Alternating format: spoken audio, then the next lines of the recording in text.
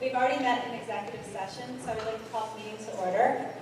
I'd like to draw your attention to item number 6, the statement of public notice. I just wanted to point out that there are two opportunities for the public to speak, two public forums. The first one is on agenda items. So if you'd like to speak about anything that's on the agenda, that would be our opportunity. And the second one at the end of the meeting is on non-agenda items. If you choose to come up to speak, please write your name on the clipboard and tell us your name and address. And I'd also like to point out that the meeting is being recorded.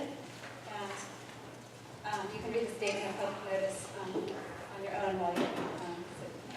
The next thing on our agenda is student recognition. We're always very happy to have students come here and hear about some of their accomplishments. We're going to go down to the audience for the student recognition and a couple of the other parts of the agenda. So we're going to move down. Yeah, bring the presentation so we don't have to come back and get it. Have a copy of it. Okay. Oh, sorry, we didn't do this flag salute in closed session. We usually do that. Sorry, I'm going to do that now.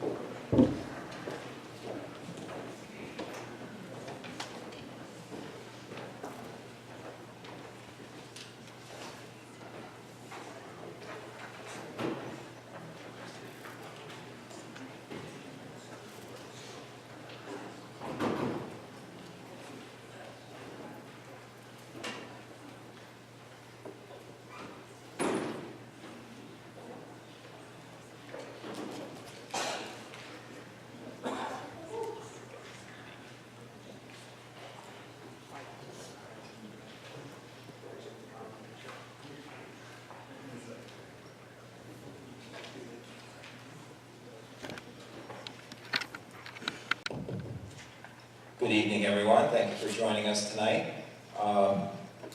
It's always a great opportunity when we get to start our board meetings by recognizing some of the accomplishments of our students. So without further ado, I'd like to introduce Travis Boop, who's going to get us started with some mathematics awards. Thanks.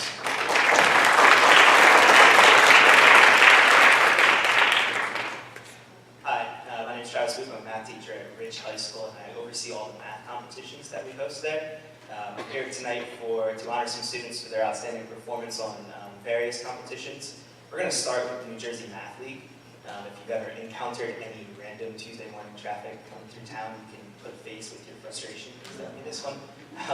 We have probably over 350, well, any average 300 to 350 students show up once a month for the first 6 months of school to compete in these competitions.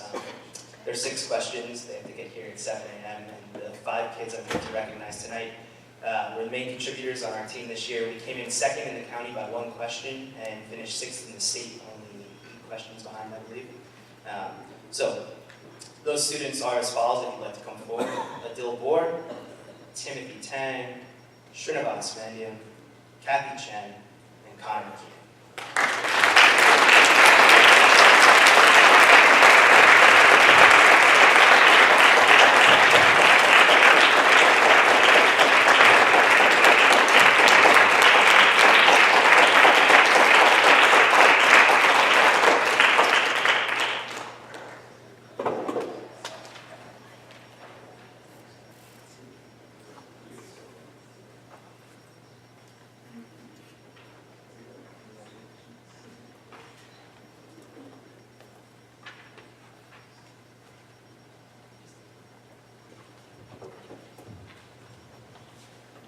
Just one added note about these guys. 3 of them finished in the top 40 in the state individually, cumulative for the year. Srinivas Mandyam and Timothy Tang are among those 3. And then Adil Bohr also finished 1 question away from perfection, which put him in a tie for 3rd in the state. So another round of applause for him.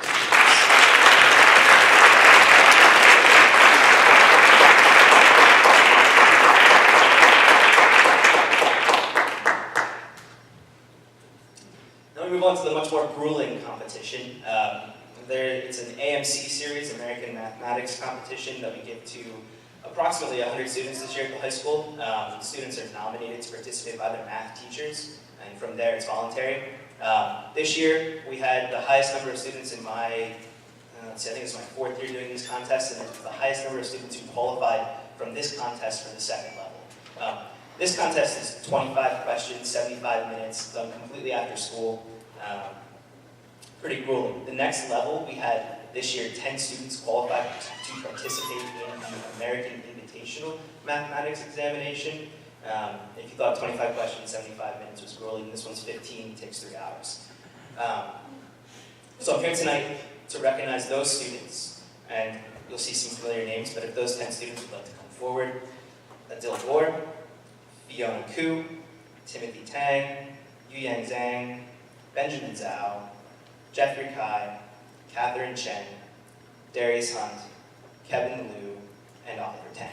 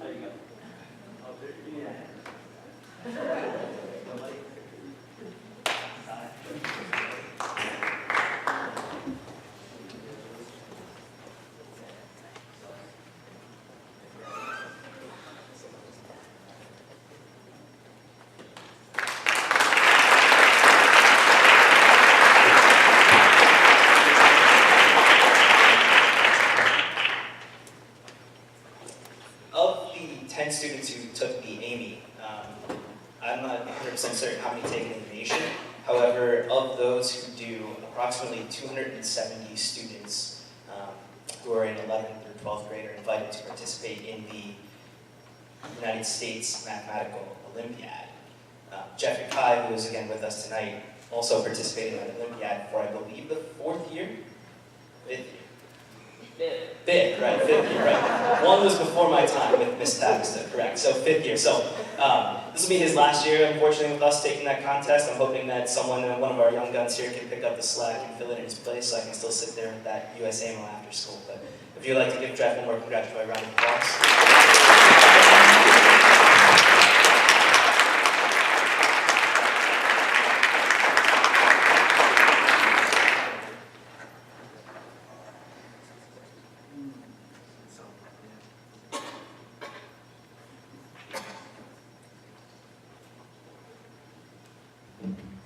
Thanks, Travis. For those of you who are wondering, I was just asking Travis, so you teach all these students?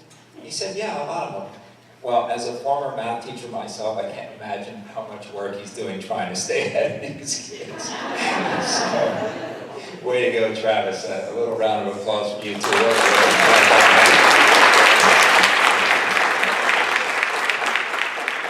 Staying back to this honor senior statistics class and trying to stay a day ahead of the kids. But in any event, we're going to move along and recognize some physics awards, and I believe we have Mr. Gilmore here to do that.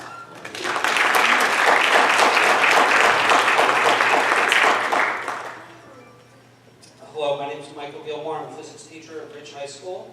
I am also the advisor for Physics Science League at Ridge. Physics Science League is a club at Ridge devoted to the participation in the New Jersey Science League. New Jersey Science League is a statewide academic competition. Over 130 schools participate over 4 months. I'm proud to announce that we have the state champion in Physics 1 and second place in the state Physics 2 teams. So if I could have these students come down and join me. Connor McKeon, he was first in the state in Physics 1 category. Cameron Montauk, he was 3rd in the state. And Jerry Mazzunder was 20th in the state. If you could please come down.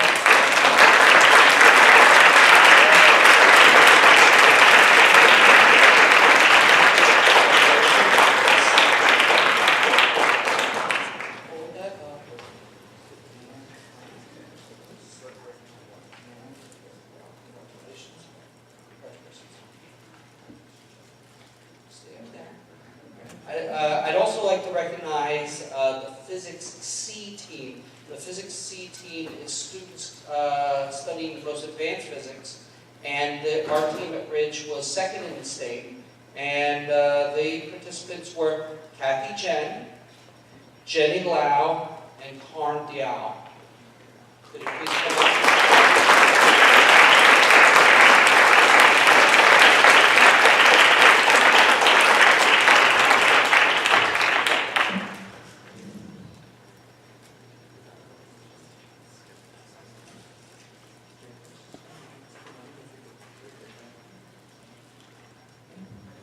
I'd like to point out that Kathy Chen was second in the state in Physics C, and Jenny was 11th in the state.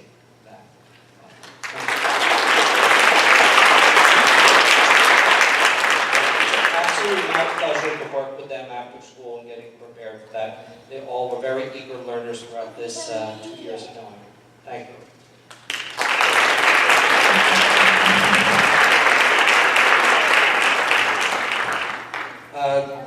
The next person I'd like to recognize never competed in Physics Science League at Ridge. He didn't compete in New Jersey Science League, yet he competed in the International Physics Olympiad. Through brilliance and effort, Jeffrey Kai earned a plethora of awards and accolades in mathematics and science extracurricular events. After both his sophomore and junior years, Jeffrey placed among the top 5 physics students in the country, and then went on to represent the United States on the U.S. physics team in 2 international physics Olympiads. He traveled to Estonia in 2012 and Denmark in 2013. At both events, Jeff won silver medals while competing against the brightest science students. In order to focus efforts on the International Physics Olympiad, he declined invitations to other Olympiad teams, mathematics, biology, computing, chemistry, and even a research program. Over the last 2 years, Jeff conducted research in mathematics and computing and entered his work in 2 prestigious science competitions. For his efforts, he won $1,000 in both the Siemens competition in math, science, and technology, and the Intel Science Talent Search, earning also $1,000 for the high school as a semifinalist in the latter event. Any one of these accomplishments is deserving of recognition. His body of work during his career at Ridge is truly astounding. Please, Jeff, could you come up?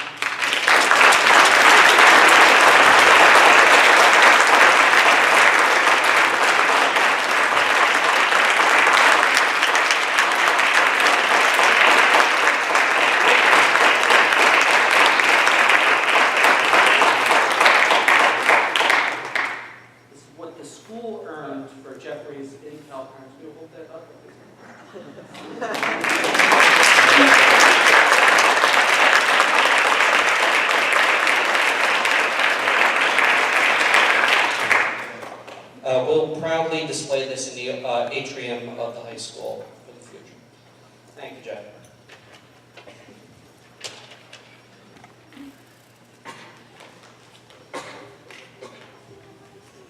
Thank you, Mr. Gilmore. Okay, next up we have Mr. Gebhardt, who's here with some Classical League State Convention announcements. Mr. Gebhardt.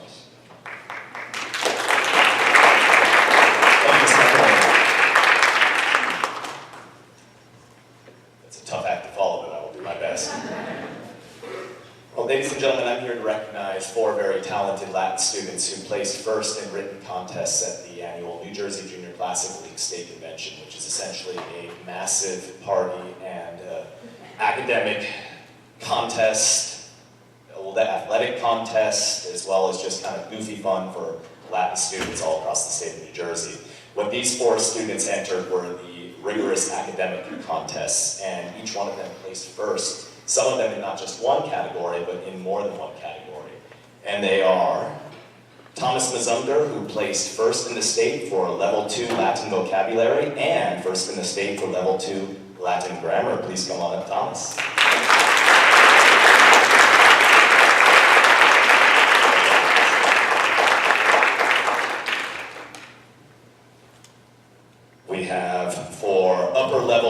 Biology for first place, Emily York.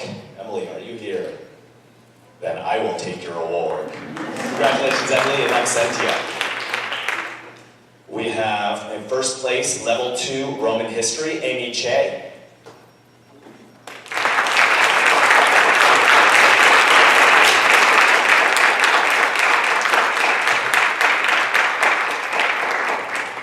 And last but certainly not least, a familiar face already, for first place for upper level Roman life and upper level mythology, tied with Emily York, we have Srinivas Mandyam.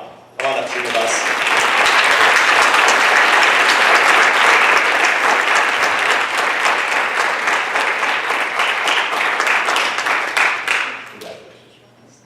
Well, we would say congratulations in English, but of course in Latin we would say Macte virtute esto. Thank you very much. Thank you for giving us the opportunity to acknowledge our students.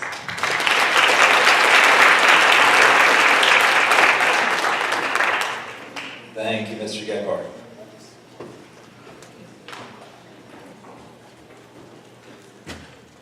Okay.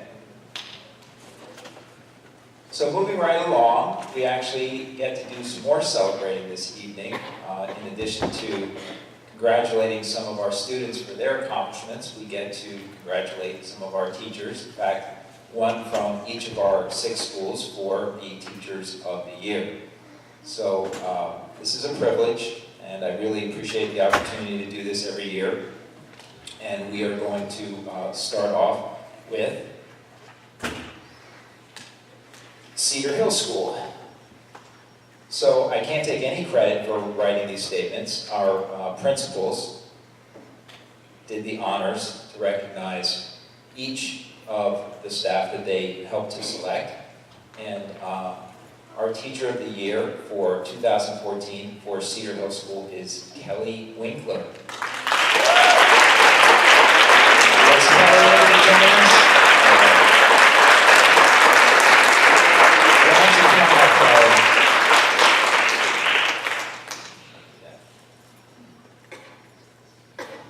Congratulations. Okay, so Mr. Malika put some things on paper for me to read to you all, to share a little bit about Mrs. Winkler. Here's what he wrote. When Kelly Winkler graduated from what was then Trenton State College, now the College of New Jersey, little did she know that she would embark on a multifaceted teaching career, the kind that calls for a wide array of knowledge, skills, experience, and personal qualities. During the summer of 1996, Mrs. Winkler was hired by the Montville Board of Education. Montville needed a strong 5th grade teacher who was comfortable delivering an increasingly rigorous 5th grade program, and at the same time confident about relating to early adolescence. Mrs. Winkler met those requirements and quickly set about getting her 5th grade classroom ready for her students. Lo and behold, however, she received a call from her new principal about a week before the first day of school. Something had come up. One of the 1st grade teachers was unable to return to work. The principal asked her if she would help him out by quickly switching to a 1st grade position. As you may know, switching from 5th grade to 1st grade is a major teaching adjustment. It's not easily done. It calls for a skill set and a level of flexibility and adaptability that are rare, highly respected by other teachers, and greatly valued by administrators. Kelly Winkler said yes to her former principal. Joe, you would never do that, would you? Where are you? She has that special skill set that enables her to work well with all grade levels, and this is just one of the reasons that we are honoring her tonight. Mrs. Winkler went on to provide the Montville Public Schools 8 very successful years of 1st grade and eventually 4th grade teaching. During years 7 and 8, she worked very hard to obtain her master's degree in reading from Rutgers. Not long after receiving her master's degree in reading, her school district again called on her to switch to a new position. This time they needed a full-time, in-the-field staff developer who knew the ins and outs of good reading and writing instruction. They also wanted someone who enjoyed training teachers and could earn teachers' trust and confidence.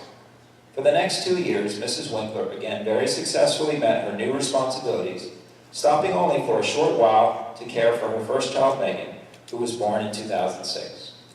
In 2007, Cedar Hill School and Liberty Corner School needed to hire one reading specialist to share between the two schools.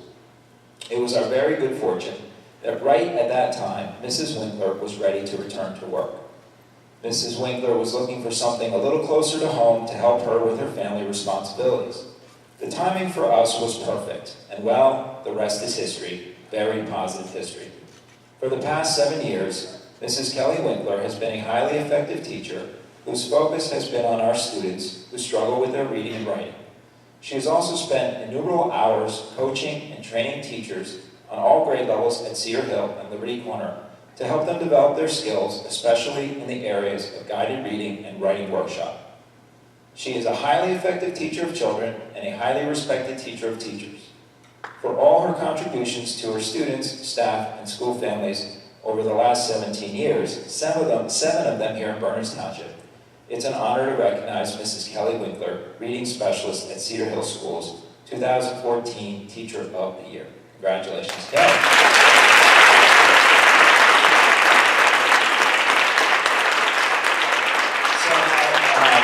Actually, Kelly wrote some things. Would you like to read this yourself? Would you like me to share?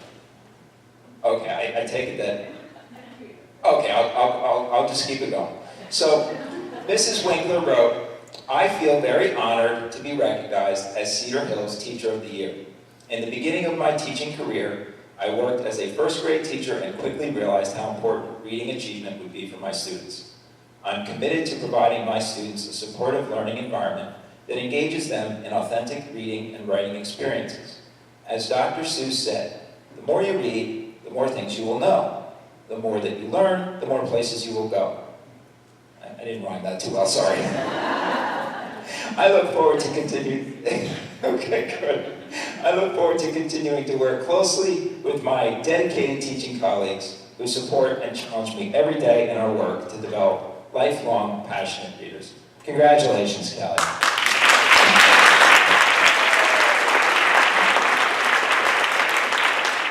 Okay. I think maybe our board president would like to pass this on to you. This is Kelly's parking spot sign for next year.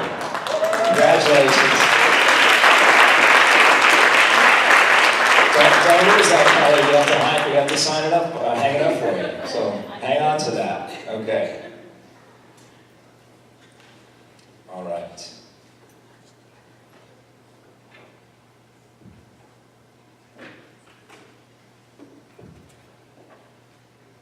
Okay, we're going to switch to the middle school.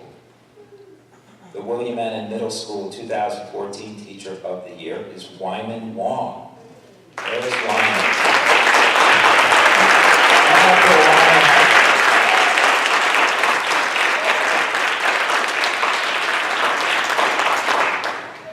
Congratulations.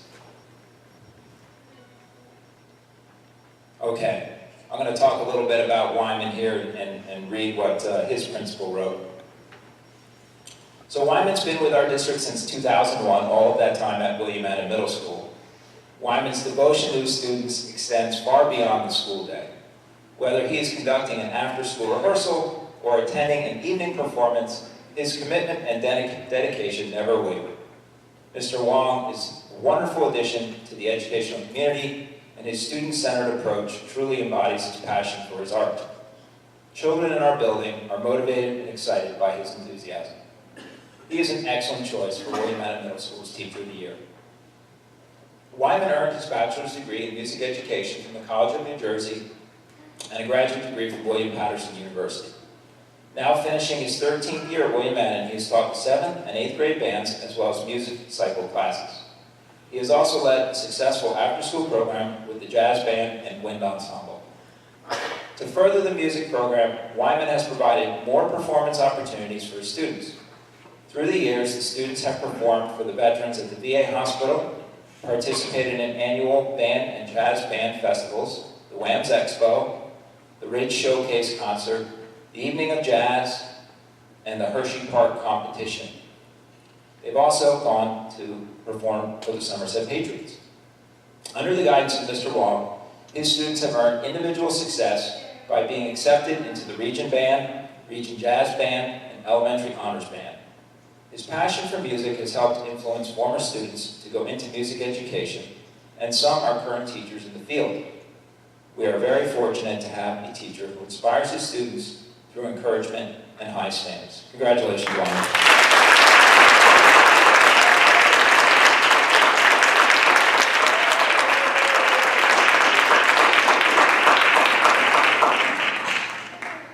Thank you, Wyman.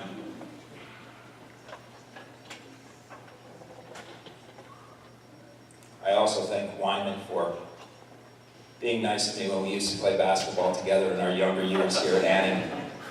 Oh, wow. Okay.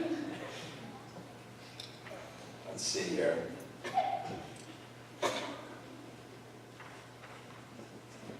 Let's move on to Liberty Corner School. Okay. Our 2014 Teacher of the Year at Liberty Corner School is Deb Len. Where is Deb?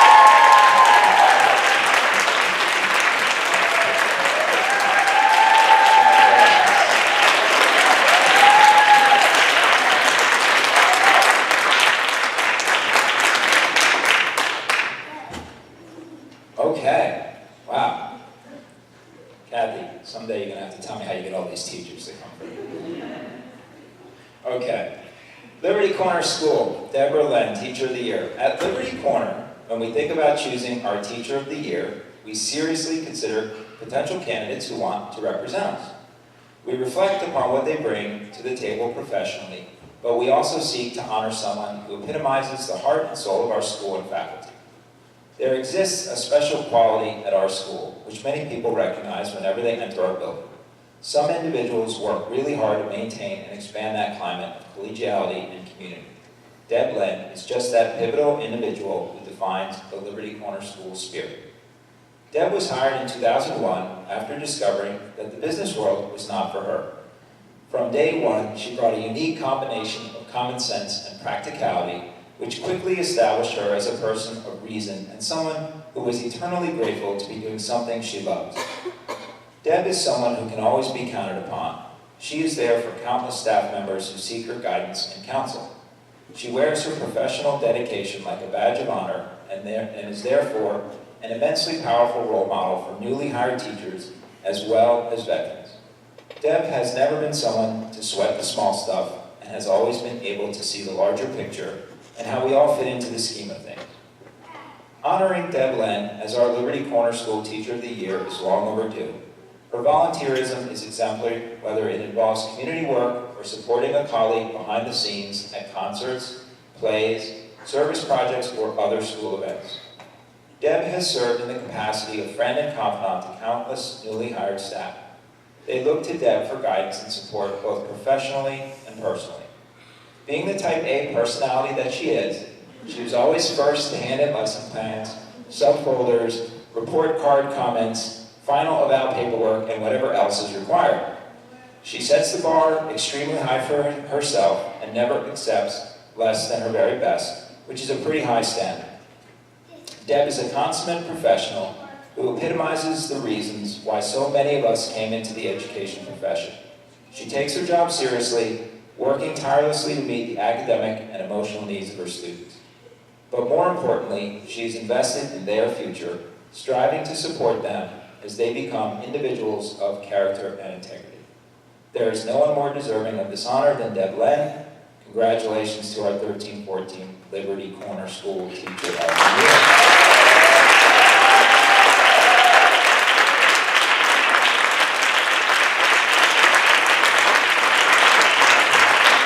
Congratulations, Deb.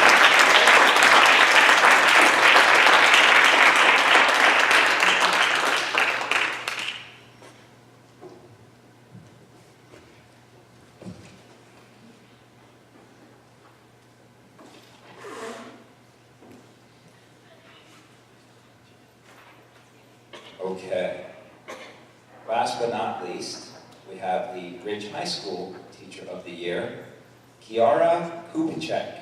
Where is Kiara? Congratulations, Kiara.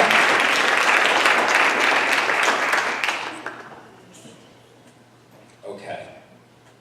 So I have to confess that when we went to the schools, to announce who the Teacher of the Year was, I said Chiara. So I got it right this time, Chiara, but I'm still not sure I'm going to get the last name right as I keep reading it here.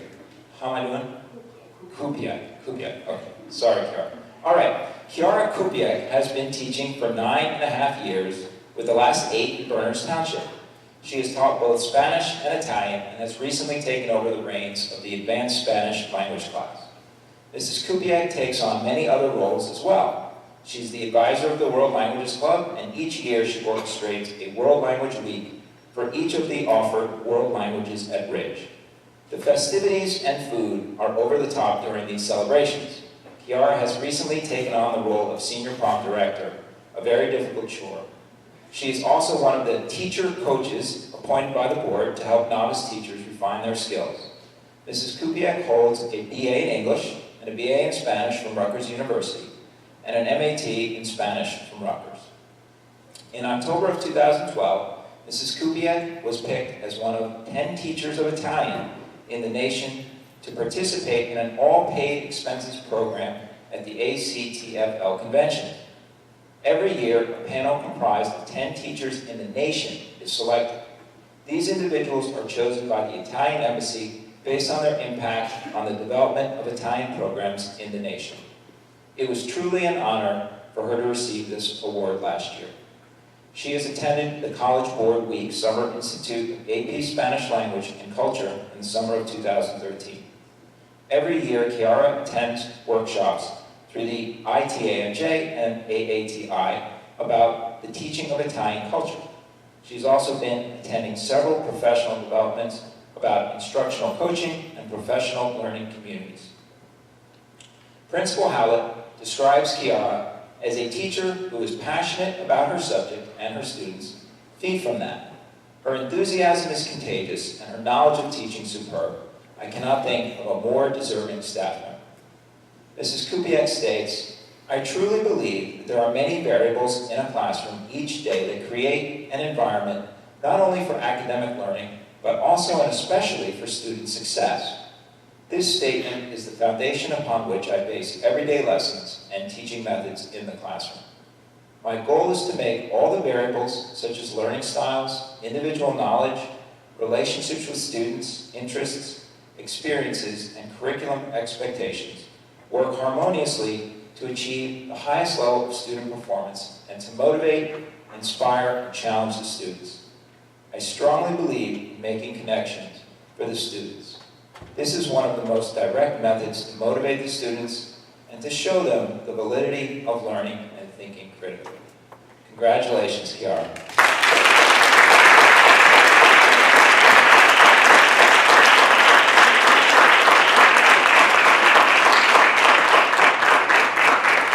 Okay, make sure you save those songs.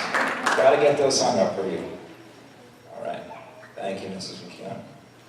Okay, so before we head on in our agenda, I do want to just share with you that 2 of our Teachers of the Year could not be here tonight, and we have had the chance to talk to them at faculty meetings.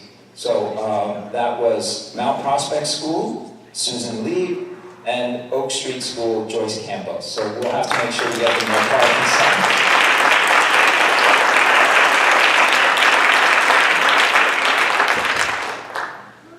Okay, great. So at this point, we're going to switch in the agenda to a presentation from the Assistant Superintendent, Sean Sy. So if you want to take a second and stretch your legs, we're going to make a quick adjustment here. Thank you all very much for your attention. We'll be right back with you in a moment.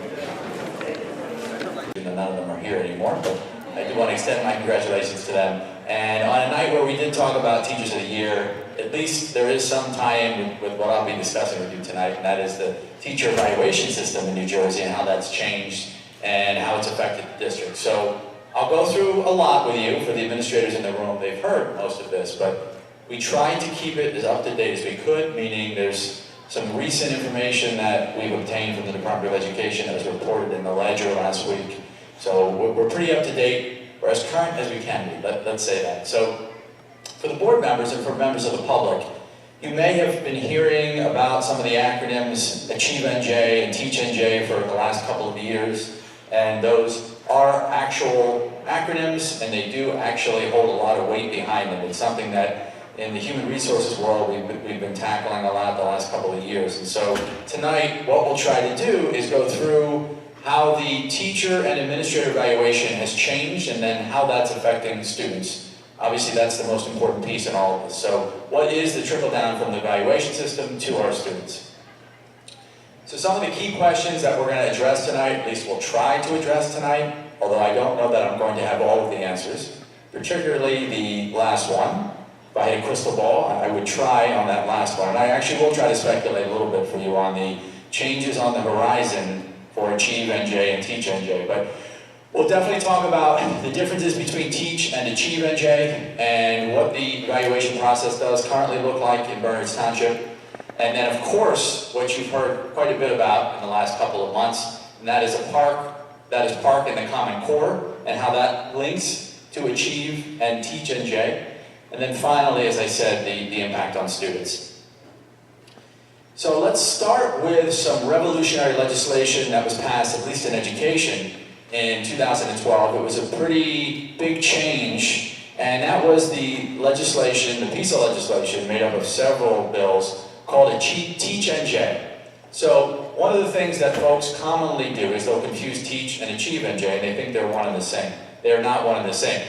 Teach NJ actually was the act that led to the development of Achieve NJ, and Achieve NJ are the actual regulations that guide the teacher evaluation process. So Teach NJ was some major tenure reform that changed the way that we award tenure in the state of New Jersey. So that if you were hired after September 2012 in the state of New Jersey, you would now be subject to 4 years to earn tenure. And so up until that point, anyone hired previously was subject to the 3-year tenure law in a district. So if you were coming as a brand new teacher into a district, it would be 3 years and 1 day to earn tenure.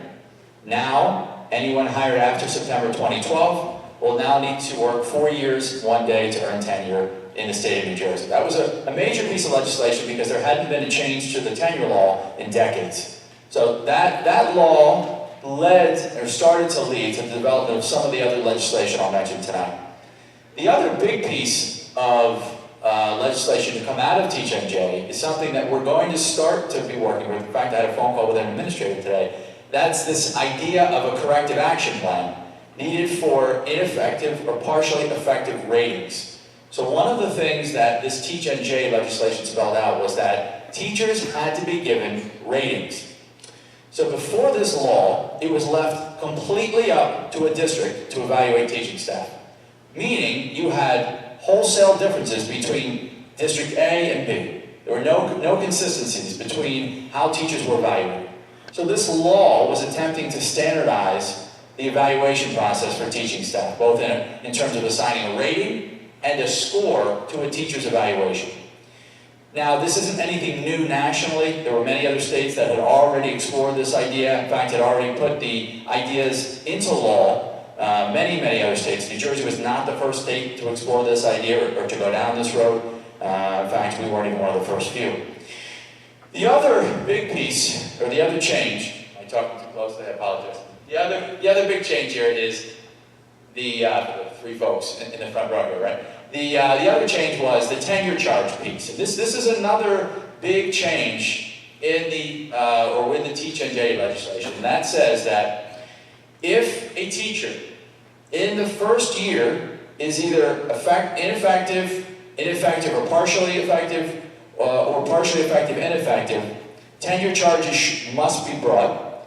And they can be brought if a teacher has partially effective in the first 2 years. So it's interesting. Prior to this law, it was very difficult to bring tenure charges against a staff member. And what tenure charges are is that's the act whereby the superintendent of schools, along with usually legal counsel, will attempt to have tenure removed from a teacher. In other words, to have their teaching certificate revoked.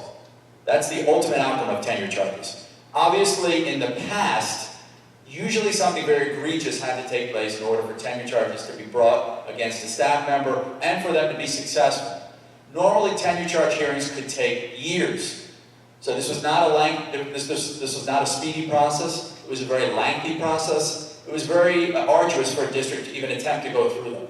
And so you rarely saw tenure charge hearings in New Jersey because of the way the process was set up. Teach NJ makes that easier, faster. In fact, usually tenure charge hearings are brought before an arbitrator and heard within 45 days of them being filed. So it's a lot faster than it had been in the past. And also, what it says is, the superintendent of schools is compelled to bring tenure charges if in the first 2 years the teacher's rated ineffective, or partially effective, ineffective. So the superintendent is actually compelled to bring tenure charges. So this is year one under this system. I mean, this is the first year where we're actually giving out ratings. And so you could, in theory, at the end of next year, see districts filing tenure charges. In fact, if one takes this out to 2 years, one would suspect that you'd see a number of these charges being brought across the state because right now the law compels the superintendent to do so. That could change. In fact, that's something I'll touch on at the end of the presentation when we kind of try to project out what we think the changes will be.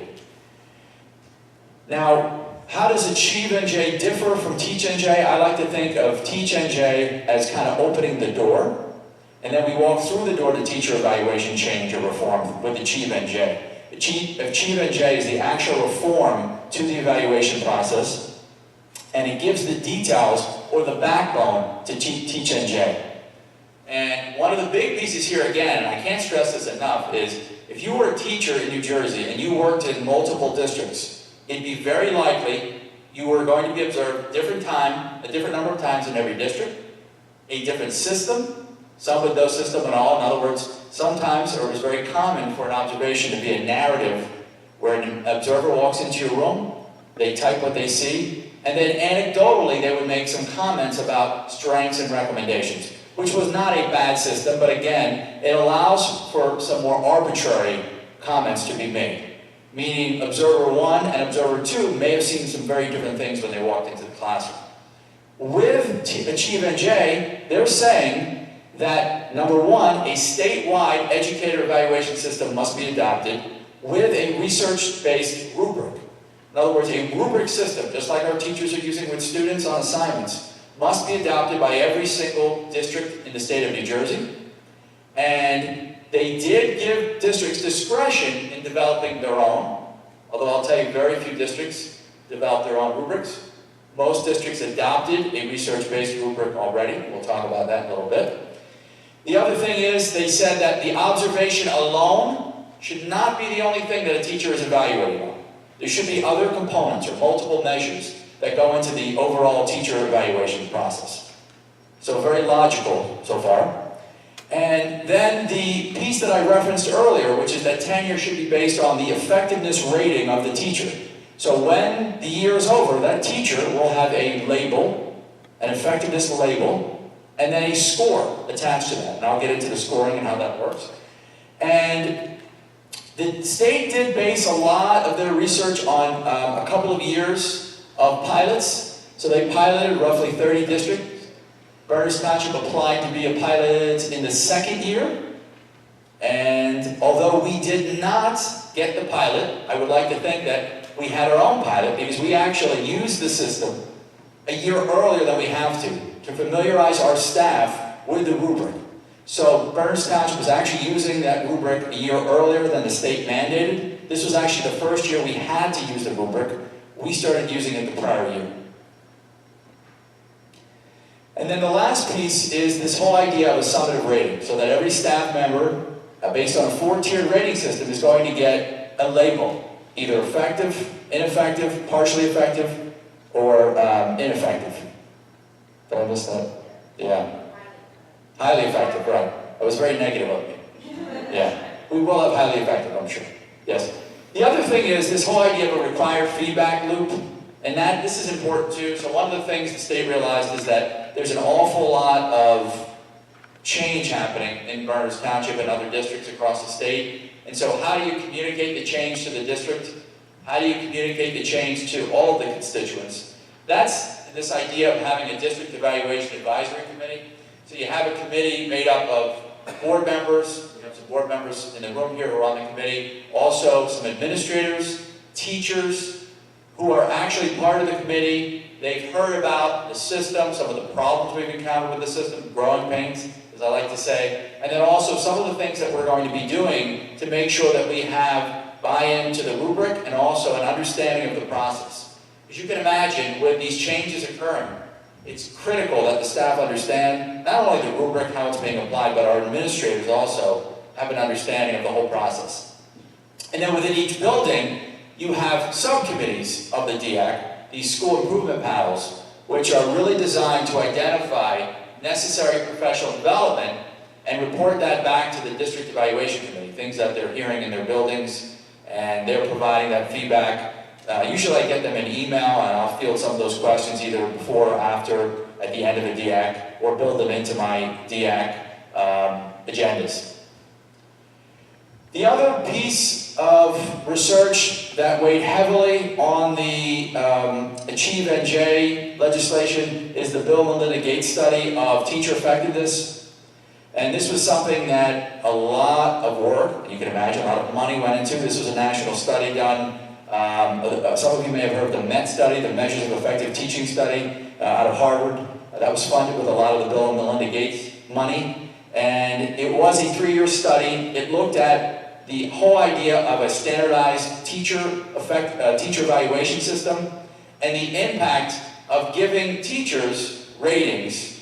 And what they found was, and again, I did not include the whole study in this PowerPoint, but I will include the reference for folks who want to read it. What they found was that there are huge variations which exist between the least and most effective teachers. So obviously most folks in the room don't need a study, right, to determine that. But what was interesting is in the study, which I found interesting, the first one I saw, this was hard to believe, but there's a lot of research to back this up, that in the cases where you had teachers who would be labeled ineffective, when you looked at their teaching, in the same subject matter as a teacher who would be rated highly effective, there could be up to an 11-month gap in learning amongst the students. So the premise there was that, obviously, if you have a teacher who is given a rubric, an evaluation rubric, labeled highly effective, and then you have an ineffective teacher, there's a huge gap for the students in the least effective versus the highly effective teacher. Again, not a surprise, but the system and the recommendations made in the MET study was a lot of what informed the Achieve NJ research. So my point here is that the state did not come up with this in a vacuum. This is not something that the DOE came up with on their own. They looked at the other models in other states, particularly Connecticut. Connecticut was a model that the state looked at a great deal. And also this MET study, and it was something, again, that was done after 3 years of research and 2 pilot studies in New Jersey. So what are the actual new requirements? And this is something, again, that was a big change for folks in New Jersey, although not a big change on many accounts for Berners Township, although this one was. So now that you're bringing in a new rubric, an evaluation rubric, you have to train your administrators, and you have to train your teachers. Remember, in most districts, you had a very arbitrary system where an observer would come in the classroom and simply observe and type up what they saw. You now have a framework to guide the observer, just like a framework would guide a student to reach a grade that they wanted to on an assignment. You had that for an observer to anchor them when they came in the classroom. So all of us, all the administrators, have a certificate from the first time that they actually took a proficiency test to pass the scoring for the evaluation process, meaning they could not go in to observe a teacher until they passed this rubric test to apply, and you'll hear it in a moment, the Danielson framework. That's actually the framework we use, and I'll speak about that in a little bit. And part of that is that it isn't enough to just be trained and to pass the proficiency test as an observer, but that you must annually have a refresher course. That usually happens or has happened for administrators in the summer during our administrative retreat, where we'll look at other observations, actually videotaped observations in the past, and we'll actually score those observations and have some discussions. Because the goal here, and this is something the state stresses a lot, is to eliminate observer bias when they go into a classroom. And by bias, I mean, many observers have a tendency to look at certain instructional practices. It's either something they've been really comfortable with as themselves, an educator, or something they continually hone themselves, even as an administrator. For instance, questioning strategies. Many administrators will focus on that. It's a really positive piece. But that may then blind them to something else that's happening in the classroom that's critical. So what the state has said, and I'm speaking very, very generally, not specifically about our own administrators, but that what the state says is that having a rubric allows you to look at things more holistically and to be able to look at multiple measures when you're going into a classroom. The other thing is, and this is more of the requirements of the law itself, that superintendent has to affirm that we have had that refresher training each year. We also have to have 2 co-observations. We've done that in the past in the summer by observing as an administrative group. And so you know, there is strength in numbers, that Bernards Township did select as our observer rubric, in other words, the framework that we're using to observe teachers, we selected the Danielson framework, the Charlotte Danielson framework, and more than half of the districts in the state of New Jersey did adopt this system. So it was a system where most folks felt that Charlotte Danielson, herself an educator, an economist, was a consultant for the federal government, really had some tremendous credentials, taught at Rutgers School of Education. This rubric was widely adopted, and most folks have felt across the state that this would be the one that they would use. So we have started to really become more and more accustomed to it, both our teachers and our administrators. Now, that's great that we have that rubric to observe teachers, but remember I mentioned at the beginning of the presentation that when we're observing teachers, it's not enough just to observe them. We have to have other measures in order to compute that final summative rating, as we're calling it. Remember that label that we assign to teachers. And so for us, if you look at the left-hand side, this is where I need my laser pointer. If you look at the left-hand side, you'll see that the teacher practice is the observation. That's what the state is calling the observation, the teacher practice. To the right of it are some new pieces that the Department of Education is requiring. Still too loud? Oh, I couldn't. Yeah. Yeah. Crash the computer. So the new pieces are the student growth objectives, which I'm going to get into in a moment, and this student growth percentile, which I know many of the board members have heard these acronyms because we've talked about them for the last couple of years. There's probably about 7 or 8 acronyms in this presentation, although I didn't count. It could be more. So the student growth objective is a goal, or 1 or 2 goals, and will be 2 moving forward, that the teacher sets around the academic performance of their students based on an assessment that they choose with supervisor approval. So you'll see that in a moment.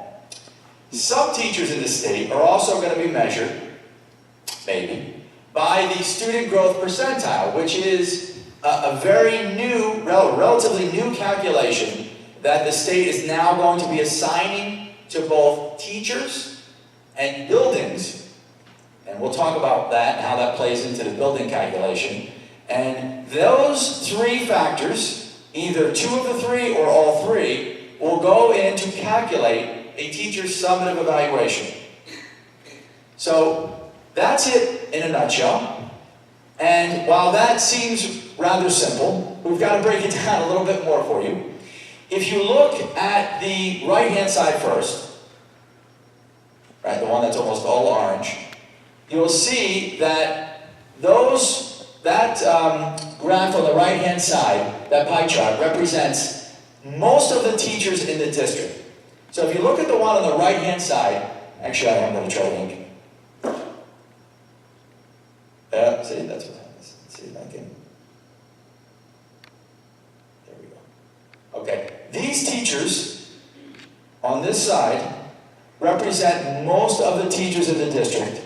And the reason I say that is, if you are not a grade 4 to 8 teacher, if you are not a grade 4 to 8 teacher, and you don't teach math or language arts, you're here. if you teach in grades 4 through 8, language arts and or math, your total calculation would be here, meaning that teacher practice, right, the observations would make up 55% of your summative. 30% of your summative is that student growth percentile, that calculation based on test scores that I'll show you, I'll get into in a moment. And then 15% are the goals that you set. On the right side, if you, for instance, teach first grade, second grade, third grade, social studies anywhere in the district, science anywhere in the district, world languages anywhere in the district, you would fall here. You are considered, we've been saying, non-SGP teachers. And 85% of your total evaluation is based on those 3 observations. The other 15% are based on those goals. So you can see, in both the SGP and the non-SGP teachers, their total evaluation is 15% of that is the SGO. And that's where the similarities end. Because then you can see, obviously, of the 85, 30% is being carved out for the SGP, for an SGP teacher. And there are more differences. Okay, so let's start with the easier of the 3. That's simply the observation process, right? So I like to think that this is the piece of the 3 that we had the most in place already before Achieve NJ. Right? We were always observing teachers. In fact, we were always observing tenured staff 1 time and non-tenured 3 times. So the big change for us was, this year we said, based on the law, that all staff are going to be observed 3 times. That's everybody in the district. Too loud? Yeah, how about this? Can you hear me in the back? I'll go no mic. Yeah, okay. Better? Yeah. So, as I said, before this legislation, the district had always observed teachers either 3 times if they were non-tenured and 1 time if they were tenured. Once the legislation was passed, we then said this year we were going to observe all teachers, or all staff members, I should say, 3 times in the district. And so that was certainly a big change in terms of our numbers. And so most of the other pieces were the fact that we were no longer using a Word document to simply write up what we saw, meaning we were not using a narrative alone. Remember I said before that in the past observations were simply a narrative, which was an observation or summary of what the administrator saw, and then some recommendations and strengths. That changed with the system, because now we had to not only adopt a rubric, which I had mentioned earlier, which was this Danielson framework, we had to adopt a software, a piece of software to use to score with the framework. So that was this additional piece that we had to train our administration on and our teaching staff. And so that's something, again, that was new. And when we were observing them, at the end of each observation, there would be a score generated on a 1 to 4 scale. So those scores, those 3 scores, would actually go in and calculate the teacher practice score, right? Or the observation score. And the SGP staff, now here's what's interesting. So while everybody's getting this teacher practice score, and this won't be the only time I mention this, if you're an SGP teacher, if the SGP is based on test scores, which we'll get into a little more, those test scores don't come back usually until the summer. The state is telling us that the SGP scores right now will not arrive until the winter of the following year. Meaning if you're an SGP teacher, you don't have your summative rating until the winter of the following school year. So that's really a big change as far as the state's concerned. That does not mean that a district can't make decisions about staffing, because they can. A district does not need the summative rating to dismiss a teacher. In other words, if you have a non-tenured staff member, that staff member, as they always could be dismissed based on performance. You do not need to wait for that summative. I can't stress that enough. Because there are some folks that think because you have to wait for that SGP score that you can't dismiss a staff member. Not true. So this is what the state says for the number of observations for staff. And as I said, we kept it simple. So the state said that for non-tenured staff, you always have to observe them 3 times. Right? See that? What we did was we said, you know what? Our staff through the input they gave at that district evaluation committee, felt strongly that in order for an observer to see a class, it should really be a full segment of a class, as opposed to a 20-minute segment. So they chose actually it was a testament to them, that instead of coming in to see me for 20 minutes, as the state says you can for one of the observations, I'd rather the observer come in and see me for the full 40 minutes at least. So for our administrators, all staff are seen 3 times for at least 40 minutes. So that's something that I think is a testament to the staff. Certainly, it gives our administrators a better picture of what's happening in the classroom after they review the lesson plan.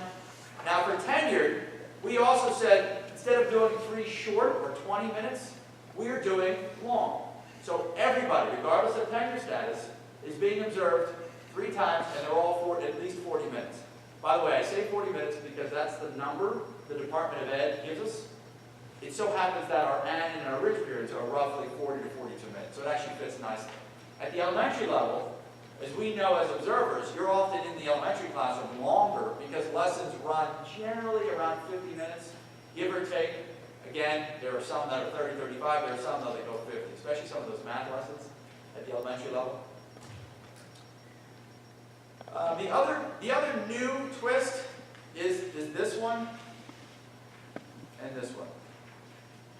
And I have to say that our staff, both our administrators and our teachers, have really done a nice job with both of these. So the state has also said, another stipulation, of the 3 observations, every staff member must be observed once unannounced, meaning you do not schedule it, you simply walk in. We call it a walk-in. And so with those walk-ins, what the administrators are doing is, of course, they're reviewing the lesson plan, looking to see when it would be appropriate, when they're not giving a test. You wouldn't come in and observe a test. Well, I guess you could observe a test, but you would not be doing that for an observation. And then they're going in at least 1 time unannounced. That's minimum. And again, that's from the Department of Ed. The other thing is, which is actually a positive, for the 2 announced observations, you're doing what they call a pre-conference. And it's just as it sounds. A day or 2 before the observation, the administrator and the teacher are meeting, and for no more than 5-6 minutes, they're reviewing the lesson plan and the objectives for the teacher. And what I really like, having gone through it myself, is finding out about the makeup of the class.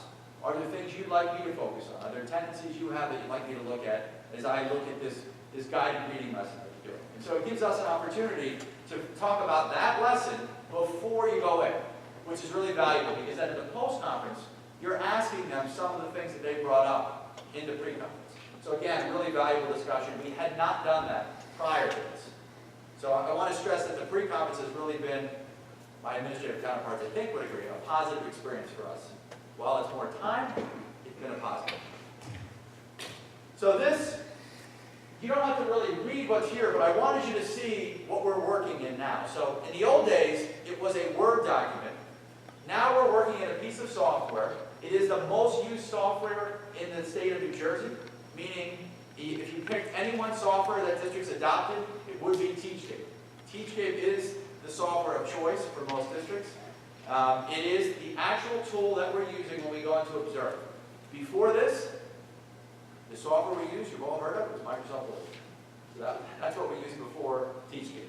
Now, what Teachscape allows you to do is, and I don't know if you can see this, is you're actually right here collecting evidence. So if I were to go in and observe a teacher, I'm simply writing what I see. And if you notice, right here, it's time-stamping the evidence. You see that? By the way, this is not one of our teachers. I should mention that now.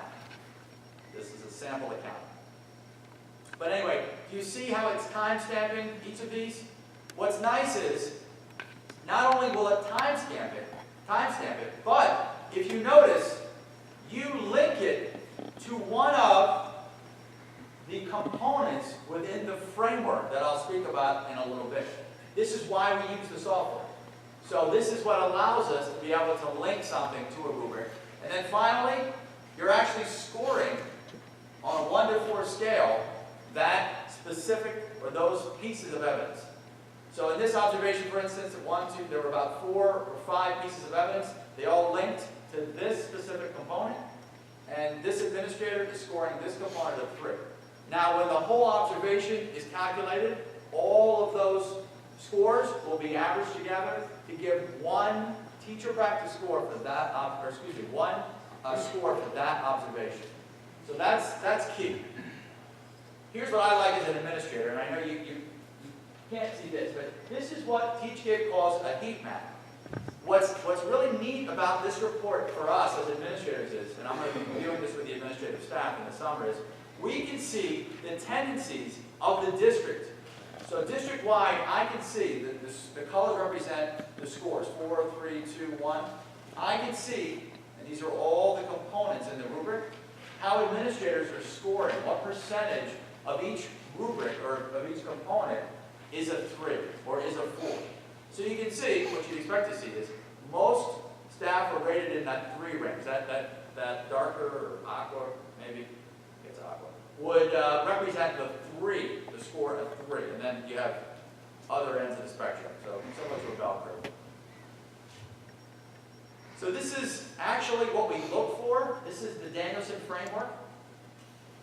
I could spend hours talking about the framework. In fact, we have staff college courses, and we have, I would say, when you look at all the staff college courses, probably about 45 hours worth of staff college courses on this subject. So this is it in about 30 seconds. Don't worry, this is the only slide. You're welcome. So these are the different components, but I just want you to get a sense of what we're anchoring our observation to. Now, we have maybe some folks in the room who are saying, well, this is great for teachers, but we've got a lot of other specialists in the district, not just teachers.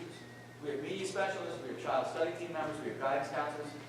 The state has said districts have complete autonomy with every other position, meaning you do not have to have a rubric for those individuals.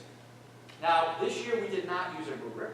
I can share with you our plan is to put every staff member on a rubric.